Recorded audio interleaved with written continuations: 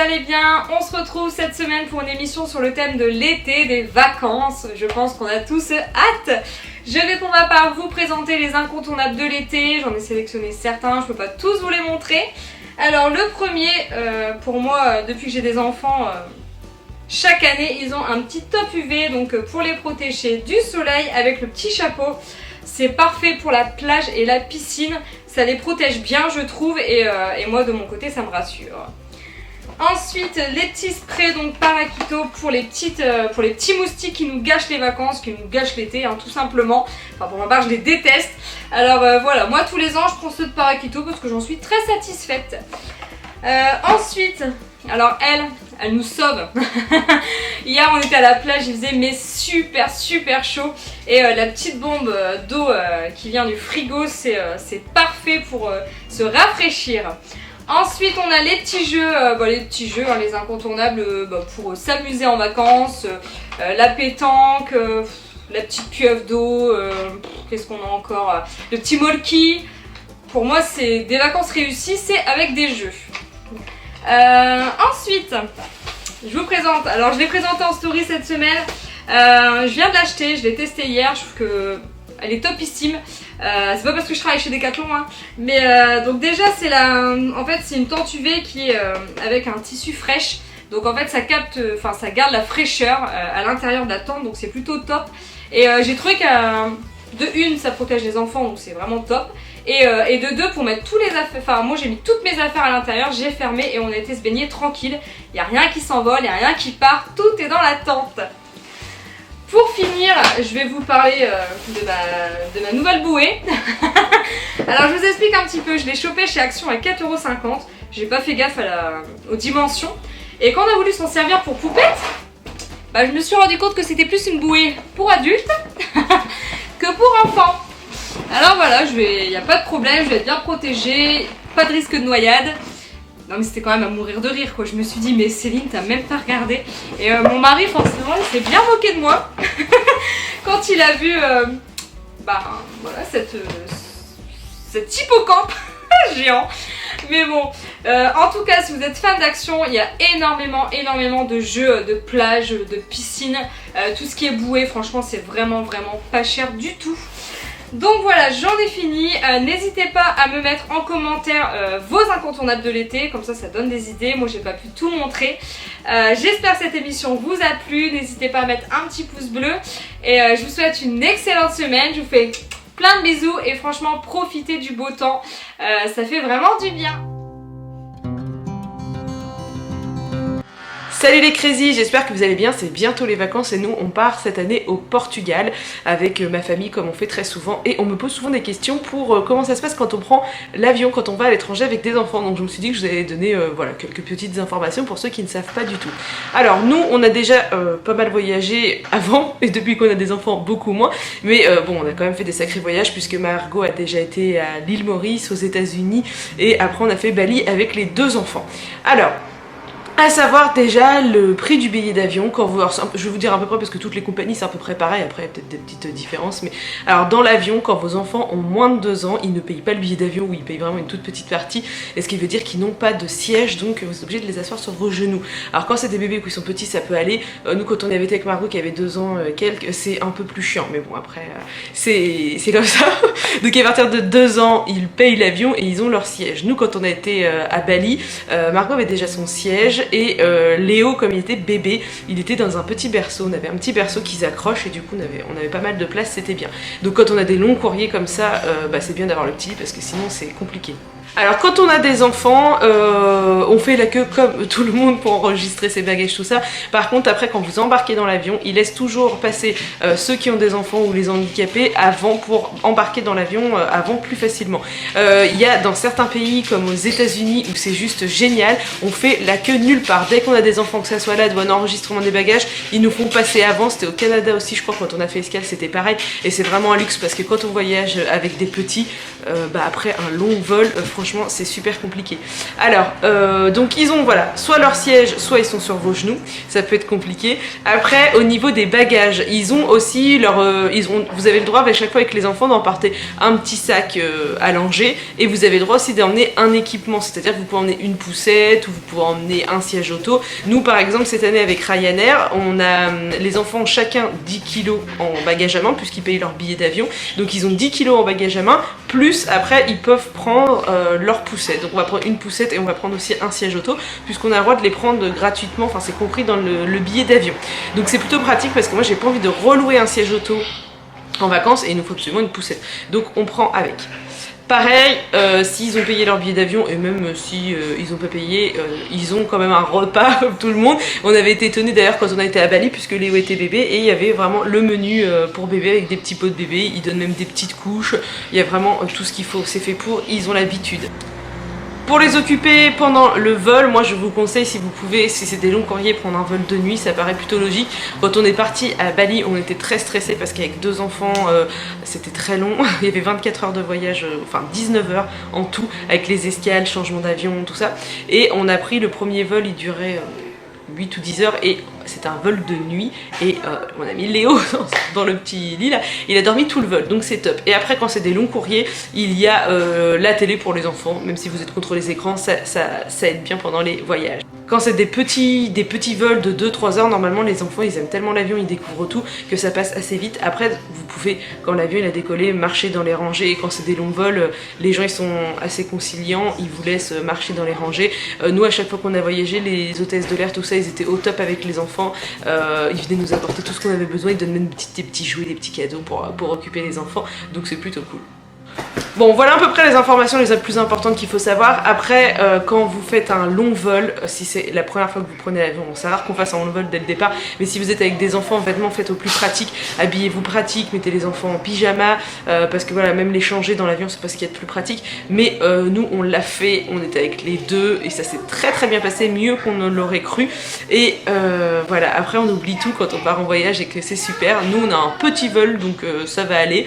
Si vous avez des questions supplémentaires, n'hésitez pas à mettre un commentaire, j'y répondrai avec plaisir. Et je vous retrouve en tout cas dans la prochaine vidéo. Et moi j'ai hâte de partir en vacances.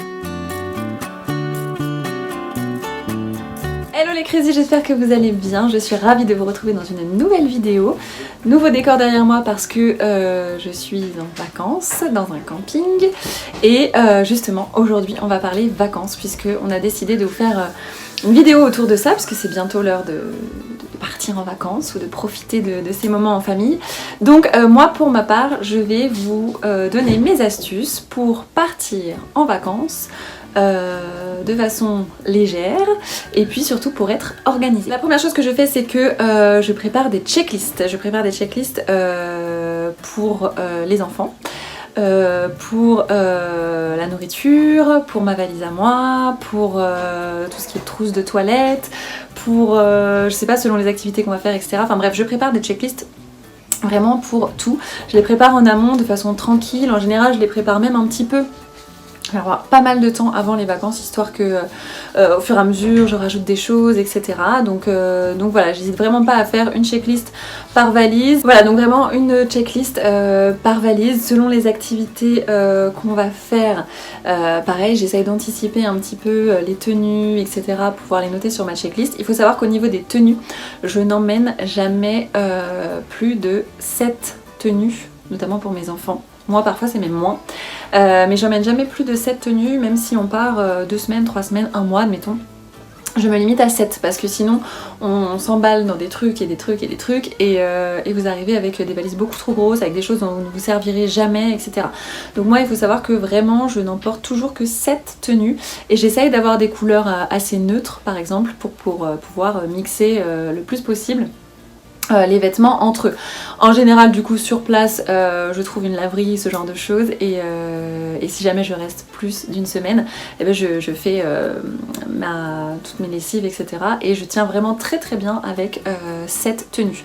En ce qui concerne ma valise à moi, pareil, j'essaye vraiment de me limiter parce que la plupart du temps je ne mets pas tout ce que j'emporte, donc j'essaye d'emporter selon où je vais, mais on va dire un short, un pantalon, une petite robe, quelques hauts et du coup je mixe un petit peu tout ça. Au niveau des chaussures, j'emmène une paire de... Je vous parle pour l'été bien sûr. Une paire de baskets, donc chaussures fermées, ce genre de choses. Une paire de tongs et puis une paire de sandales, voilà. Et pareil, j'essaie que ça aille avec toutes mes tenues, etc. Mais je ne prends pas énormément de choses.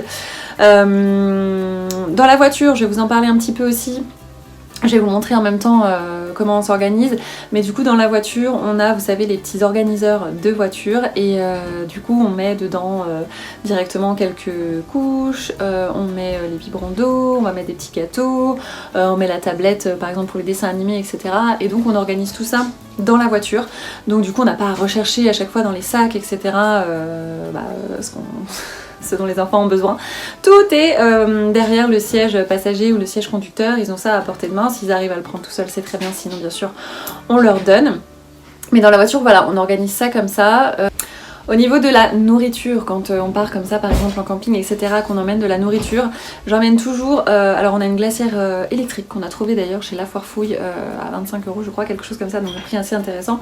On a une glacière électrique, donc on met ce qu'il faut à l'intérieur pour pouvoir garder les produits frais.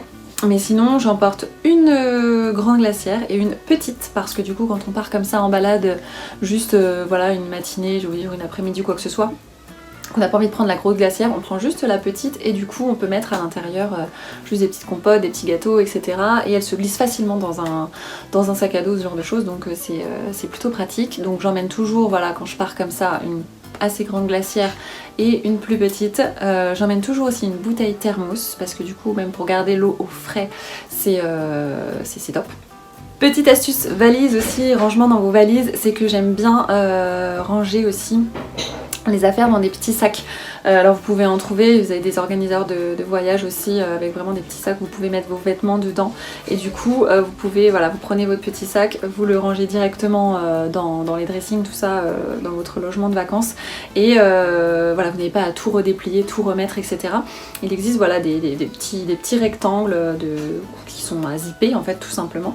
Vous pouvez ranger vos vêtements dedans, vous mettez ça dans votre valise, vous avez à le ressortir et à le remettre dans votre dressing, donc c'est assez top. Si vous n'avez pas ça, rien ne vous empêche de mettre vraiment dans des petits sacs, tout simplement, des petits sacs que vous avez chez vous, des petites pochettes, des trousses ou quoi que ce soit.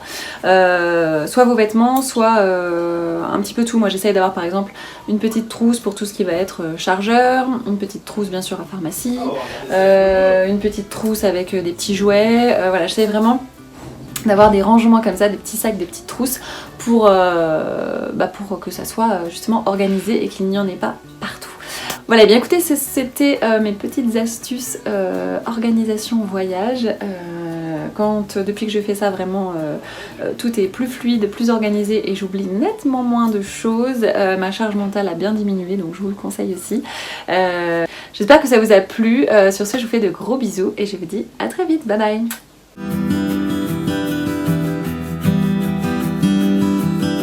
Salut à tous, bienvenue du coup dans ma rubrique. Aujourd'hui je vais vous donner des petites idées pour occuper vos enfants, les petits et les grands, en voiture pendant vos longs trajets. Vos petits trajets d'ailleurs, ça peut marcher aussi très bien. Allez, c'est parti pour les tout petits. Les tout petits c'est pas évident parce qu'ils ne peuvent pas faire forcément grand chose en voiture. Alors nous, notre bébé a 2 ans, on a eu, pour ceux qui savent, 3 enfants, c'est le 3e, donc on a quelques petites astuces à vous partager aujourd'hui. Ce qui marche bien pour nous en voiture, c'est le petit miroir. Déjà, le miroir qui est en face de lui, bébé s'amuse en ce moment à faire le clown dedans. Il nous voit aussi si on se retourne, donc ça peut le rassurer. Et souvent sur les miroirs, il peut y avoir des petits jeux, des petites lumières, des petites musiques qui peuvent occuper aussi les plus petits. Nous, on a réussi à installer un petit mobile juste au-dessus à la poignée. Et franchement c'est plutôt pas mal parce que du coup il le regarde tourner et ça l'occupe un tout petit peu. Voilà. On a aussi ce qui marche très bien, il est à fond, donc il a 2 ans, les animaux. Il en a 2 et il s'amuse avec, il leur fait faire, je sais pas ce qu'il leur fait faire exactement, mais il y a tellement de bruit en voiture que il s'occupe bien avec. Alors attention, petit jouet, c'est que des fois ils peuvent tomber, donc il faut vraiment avoir quelqu'un à l'arrière qui puisse aider à ramasser ces fameux petits jouets qui se sauvent. Donc voilà. Une autre astuce qui fonctionne très bien, je ne sais pas si vous connaissez, c'est les éditions Earthborn. qui font des petits livres. Alors moi ils ont bien vécu, j'en ai quelques-uns. Des petits livres comme ça avec un petit crayon à eau. Oui, c'est du coloriage à l'eau. Donc ça ne craint absolument rien. Les enfants viennent colorier. Donc là il n'y a pas d'eau, je ne peux pas vous montrer. Mais les couleurs apparaissent. Donc il y a vraiment tous les thèmes. Là j'en ai 2 mais il y en a plein. Vous verrez, c'est facile à trouver. Donc non, c'est pas les éditions Osborne, j'ai des petits, c'est l'édition Grunt. Voilà. Et on les a au prix de 7,95 €. Ça n'a pas changé parce qu'ils ont quelques années. Mais franchement, ça occupe du tonnerre. Même au restaurant d'ailleurs, hein, si vous sortez au restaurant. Donc voilà, ça c'est les petits livres coloriage. Ça sèche, bébé n'en met pas partout. Et ça c'est plutôt canon. Nous, on a aussi un petit fan à la maison de livres. Donc là, pour nos prochaines vacances, je vais refaire une petite sélection des livres que je sais qu'il aime bien. Donc il y a des petits livres qui font du bruit. Voilà, il est éteint, ça va pas marcher, mais il y a des petits livres comme ça, il y en a plein dans la gamme qui font du bruit quand on appuie sur les petites pastilles. Et il y a cette petite édition qui s'appelle Kiddy Doc. Si j'embarque tout. Kiddy Doc, donc là j'en ai repris 2, c'est des petits nouveaux qu'il n'a pas vu que j'ai acheté. Et en fait je les trouve fabuleux, c'est qu'il y a des petites tirettes un petit peu partout. On a déjà un comme ça à la maison et bébé accroche beaucoup et il passe beaucoup de temps du coup à jouer avec ses petits livres. Donc bref, tout ça pour vous dire, astuce pour les petits livres qui fonctionnent bien, ça les occupe, en prévoir plusieurs. Voilà, moi j'en ai prévu 3 pour la route. Je me dis que ça devrait l'occuper. On a aussi l'astuce quand le bébé est énervé ou les enfants au sens général, on peut mettre des... Sur mon téléphone j'ai Deezer, on est abonné à Deezer et en fait je lance des petites musiques zen, par exemple à l'heure de la sieste. Donc si vous l'avez pas, vous peut-être à trouver un CD ou télécharger une musique zen, ça fonctionne bien pour calmer les enfants en voiture. Il y a aussi tout ce qui est comptine. Alors là je pars aussi chez les grands parce que ça marche pour les petits, ça marche pour les grands, on en a quelques-uns. Si j'en ai un à vous conseiller, c'est Léon, l'accordéon. Ça dure environ, je sais pas le temps exact, on va dire 25-30 minutes. C'est une histoire, il y a de la musique avec plein d'instruments de musique, donc il y a plein de sons différents, c'est très très prenant. Même nous adultes on aime bien quand ça passe. Et ça permet d'apaiser les enfants, parfois de les endormir. Et puis ça occupe aussi voilà, 30 minutes du trajet, c'est plutôt cool. Bon, comme vous l'avez compris, maintenant on va passer au plus grand. Alors ce qu'ils aiment faire en voiture, j'essaie de préparer quelques petites bricoles. On a ce genre de petits livres qu'on trouve dans le commerce, dans vos centres commerciaux, sur Amazon, sur Cultura. C'est ces petits livres là comme ça qui coûtent, j'essaie de trouver le prix, 7,95 €. Tous les ans ils en ont. Je vais vous montrer dans celui-là, il y a tous les thèmes, c'est super bien fait. C'est que du coup, ça fait une petite tablette pour travailler en voiture. De ce côté-là, on a des coloriages, des petits jeux, plein de petites choses. De l'autre, là, cette année, ils ont mis des petites paillettes. Il y a des petits crayons de couleur. Je crois qu'une année, on avait un petit bloc-notes aussi. Alors celui-là, c'est celui de l'année dernière. Max l'a pas fini, il n'y a plus de bloc-notes. Mais c'est exactement le même système avec des petits jeux. Voilà. Donc ça marche plutôt bien, ça prend pas trop de place en voiture, ni sur les genoux, et ça les occupe bien. Qu'est-ce qu'on aime faire aussi? Alors en voiture, les enfants aiment bien faire aussi des jeux de cartes, mais pas n'importe lesquels, ceux de défi nature. C'est un peu comme une bataille, mais avec les animaux. Alors si vous connaissez pas ces jeux de cartes, je vous invite à les regarder. Pareil, c'est pas des gros budgets.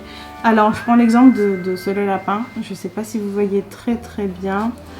En fait il y a des animaux, donc tout type, du plus grand, plus petit, ça dépend les boîtes que vous choisissez.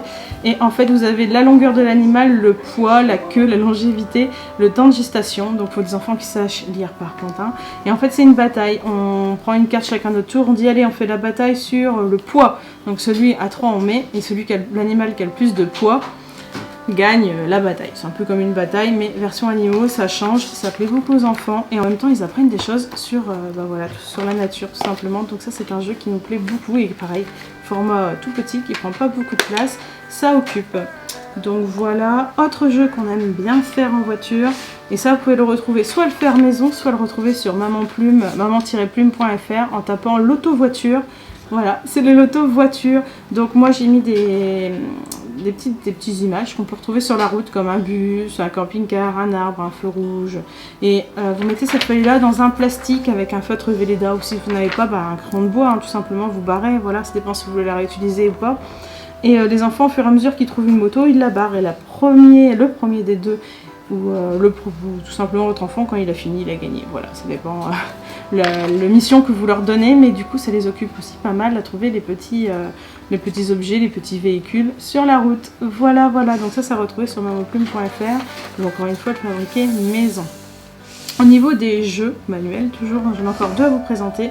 C'est celui-là, le fameux Strings. Alors, je sais pas comment on le prononce exactement. Cette petite ficelle à laquelle on peut fabriquer plein de figures. Alors, c'est pas moi qui vais vous faire des figures artistiques, hein. Sincèrement, j'y connais rien. Ce que je sais, c'est que mes enfants passent des heures à faire des tortillous comme ça avec les doigts. Ah, tiens, maman, j'ai une pyramide. Ah, tiens, maman, j'ai fait, je sais plus ce qu'ils ont fait. Le trampoline, voilà, il y a une petite souris qui me souffle.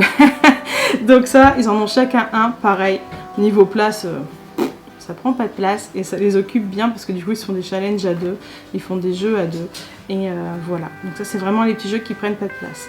Après comme beaucoup d'entre vous, je suppose, il y a la télé, voilà. Et donc un petit dessin animé sur la route. On a aussi eu, ils sont équipés tous les deux, ils ont chacun leur petite console. Voilà, nous sommes faibles, oui. Mais en voiture, je pense que je vais leur donner. Ils n'ont jamais eu la console sur un trajet tous les deux, je précise. Là, ça va être la première. Je vais tester, voir un petit peu ce que ça donne, toujours en parcimonie, mais ça peut occuper les grands temps morts, on va dire. Voilà, voilà. Donc tous les jeux, on va dire physiques, que je viens de tout vous dire, vous savez, tous nos petits secrets. Après, il y a les jeux d'imagination. Les jeux d'imagination comme l'alphabet.